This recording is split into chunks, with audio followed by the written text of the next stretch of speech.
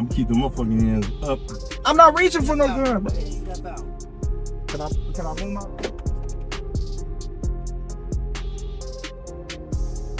And have a firearm pulled on him by the Omaha Police Department all in the same day. Imagine that. Qasim Shabazz is shaken up. Man, I thought we were getting ready to lose our lives. Let him know. With this pullover, this was authorized. Think about that. Authorized to pull him over. That you ain't gonna never be bigger than us. So the cops send a message. I don't care what anybody say. Terence Crawford's victory parade in Omaha ended with unexpected drama. Only hours after the city honored him with a huge celebration for defeating Canelo Alvarez. Police stopped him in the early morning. Officials said Crawford was behind the wheel of a blue four-door sedan moving at high speed when officers intervened around 1:27. AM tension rose when police claimed they noticed a firearm on the floorboard, leading them to order everyone out of the vehicle at gunpoint. Stepping out. Hands up. Seatbelt. Step out. And you Open the door. You can take I'm mine opening off the door. right here on my right. I'm keeping motherfucking hands up. I'm not reaching for no gun, bro. Step out. Can I move my phone? Yeah, that's crazy.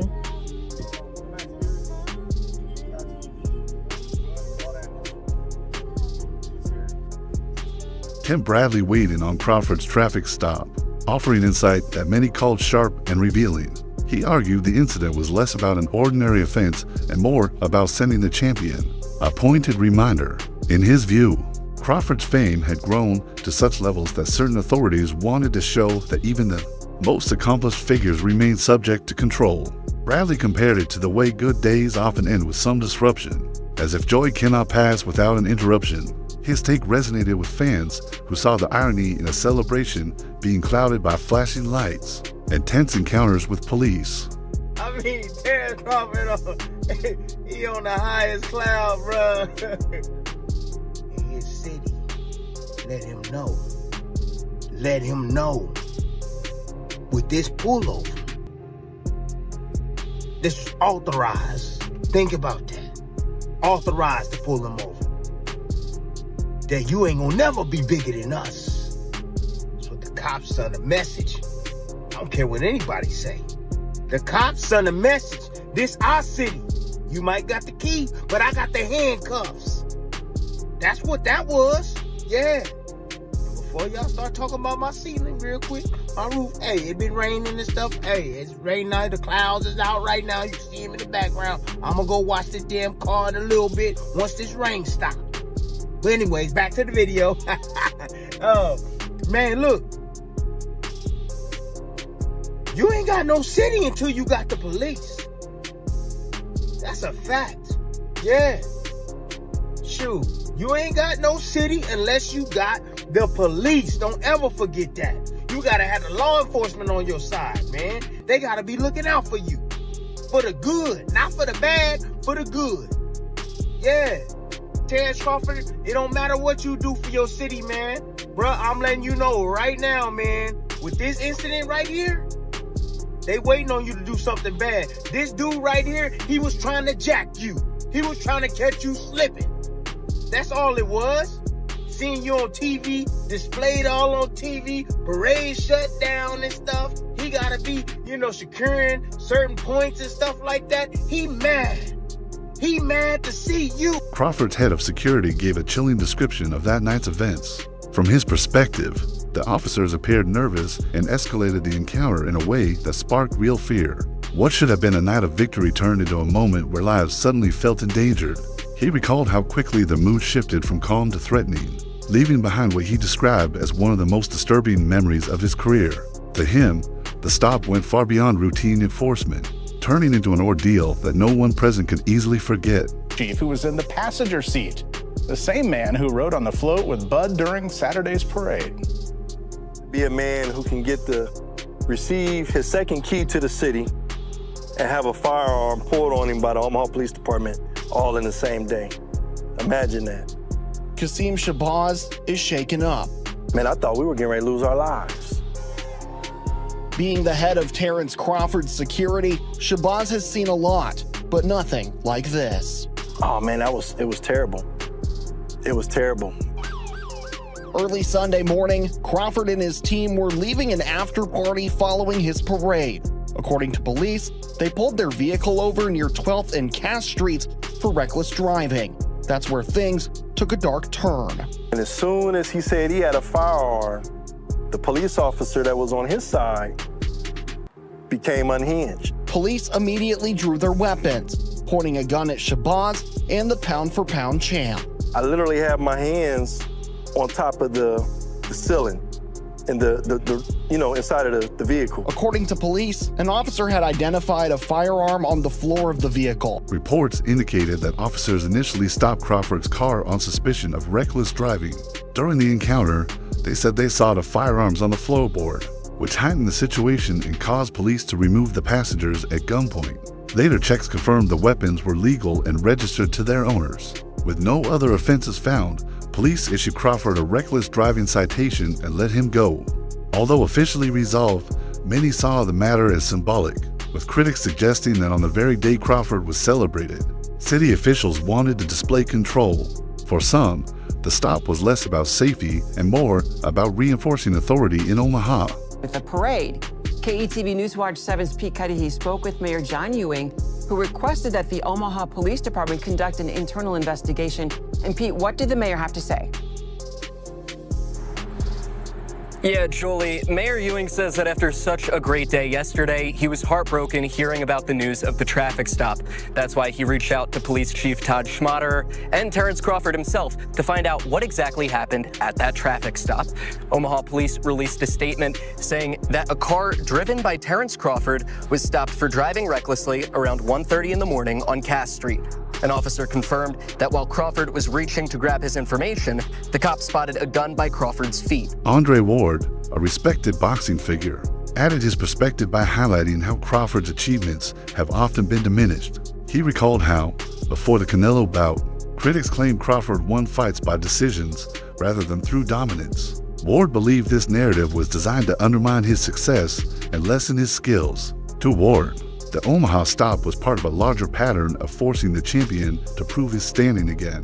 And again, he argued that efforts to bury Crawford's legacy would not erase his record or the respect he commands in the ring. Bury Terence Crawford. They tried to ruin his reputation and say that he wasn't a draw when the numbers were there for you to see. When he went to MSG against guys that didn't have big names or that were faded, like Amir Khan, or when he fought Kaviaskis, he did numbers. There was a smear campaign about his personality. He doesn't talk. Nobody wants to hear him. No, that you don't want to hear him. So you try to speak for the masses when the whole time you have a star right here. You got to learn how to talk to this man. Even as recent as his last fight, the fight before Canelo, the smear campaign continued. I don't hear the smear campaign now. Them voices got really, really quiet like they typically do when they get proven wrong. And they either try to jump on the wagon, I knew this kid was gonna be that, or they get very, very quiet and they start to retreat back to wherever they came from and they don't have a lot to say. So I'm happy for this brother for that reason, because they tried to bury him, Roy. It didn't work. He overcame that. He said, give me my shot, I'ma show you. And he kept doing it time and time again, and he did it again against Canelo Alvarez Saturday. The divide between official accounts and those of witnesses created sharp disagreement over what really happened. The Omaha Police Department described it as a routine reckless driving stop, while Crawford's security chief gave a very different version. He portrayed it as terrifying, calling the officers' behavior excessive and unnecessarily threatening. These opposing accounts fueled questions about accuracy, transparency, and responsibility. For many observers, it was difficult to reconcile the official report with the experiences of those who felt there. Safety had been put at risk. Police officer wanted to send a statement because he doesn't like the rise of the Black Messiah. He don't like to see a black person in position of power. So he pulled Terence Crawford over for quote-unquote reckless driving. And as he approached the car, he decided to lie on his report, because as he approached the car, he stated that he saw a firearm on the floor panel. Come to find out, Terence Crawford informed him as he approached the driver's side door where Terence Crawford was driving, and in the passenger side was Terence Crawford's head security guard. In the back was Coach Malachi, and a young lady was on the side of Coach Malachi in the back seat. And Terence Crawford has legal firearms, and of course his security has legal firearms. They informed the officer that they have legal firearms in the vehicle. He then brandished his firearm, pointed at Terence Crawford's face, and then got very aggressive as Terence Crawford got, and his security and everybody in the vehicle, Coach Malachi, got nervous because he started to show the actions and body language of somebody that wanted to do something completely left.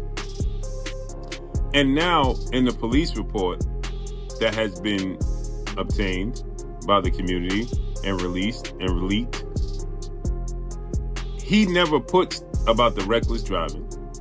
He never puts. City officials quickly realized the seriousness of the reaction and worked to address the public's concerns. Both Omaha's mayor and the police chief released statements promising a complete review of the stop.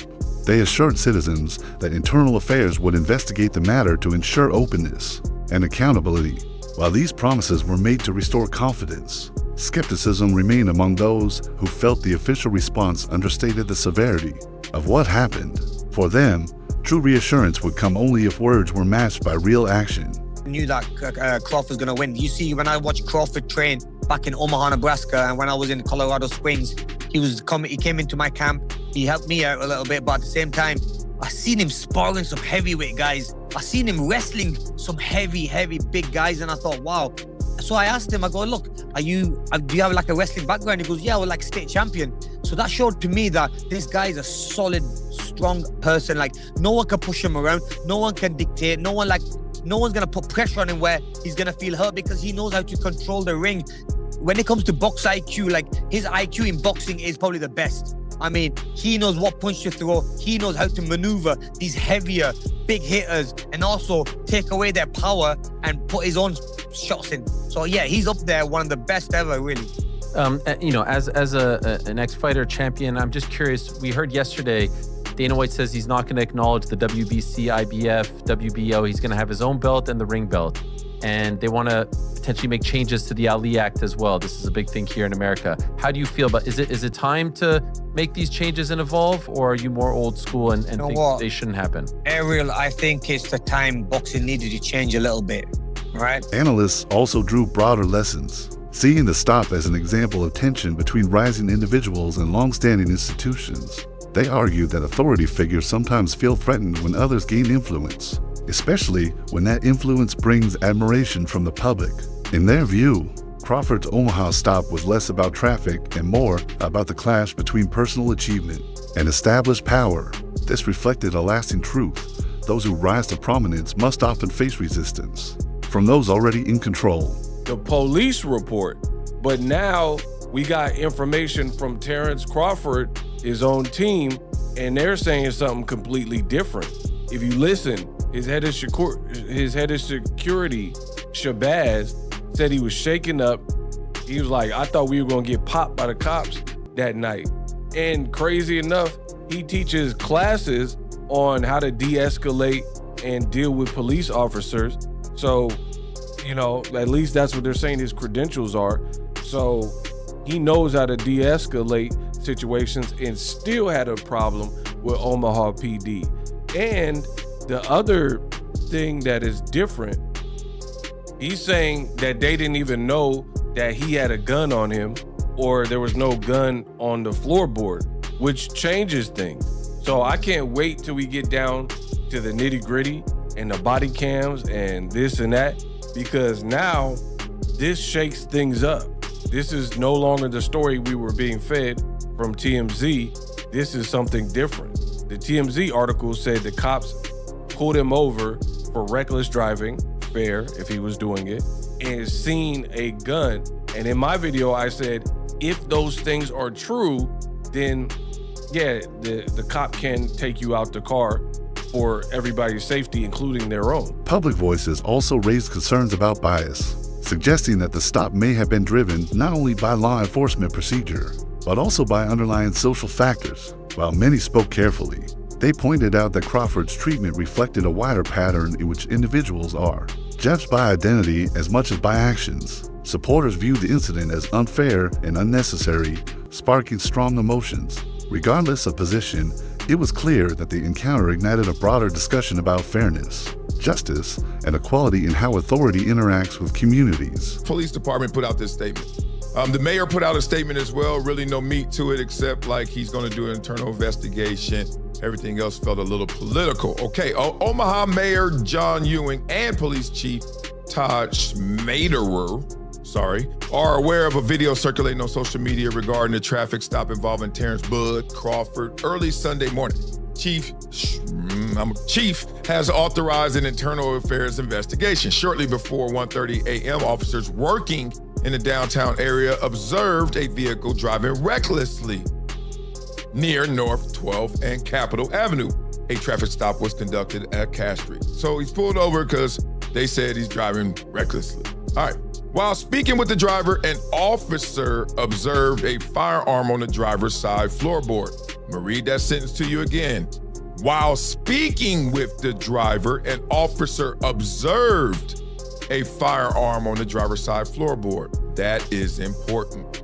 For safety, all 4 occupants were ordered out of the vehicle at gunpoint. The driver was later identified as Mr. Crawford upon verification of his driver's license and was issued a citation for reckless driving. One passenger, a member of Mr. Crawford's security team, was also found to be carrying a legal firearm. Okay, so that's 2 guns in the car, legally. Police have confirmed that all occupants are legally permitted to carry firearms. A police supervisor and lieutenant responded to the scene at Mr. Crawford's request. So he requested a supervisor and lieutenant to show up. It's also incumbent for me to say that it will not be lost on a lot of people that Terence Crawford, being obviously a black man, being pulled over by cops in such fashion and treated in such a seemingly harsh way, will not go down well with a lot of people, especially in the black community, where, let's be honest, there has been tensions over the years between the police and the black community throughout many American towns and cities. So let's be honest, this incident will do nothing to improve relations between those 2 groups, that's for sure.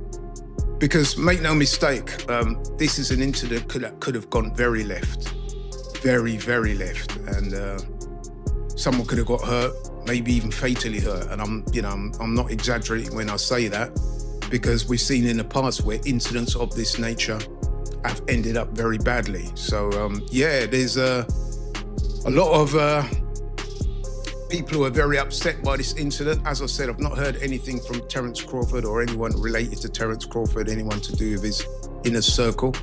I would imagine he'll be releasing a statement soon. There are some people online who are suggesting that Terence Crawford may have grounds to sue. There are others saying that he might not want to sue because Terence Crawford is a much loved member of the Omaha, Nebraska community, and he does a lot of work for the city, so he may not want to sue the city. However, it'll be interesting to see how this one gets resolved.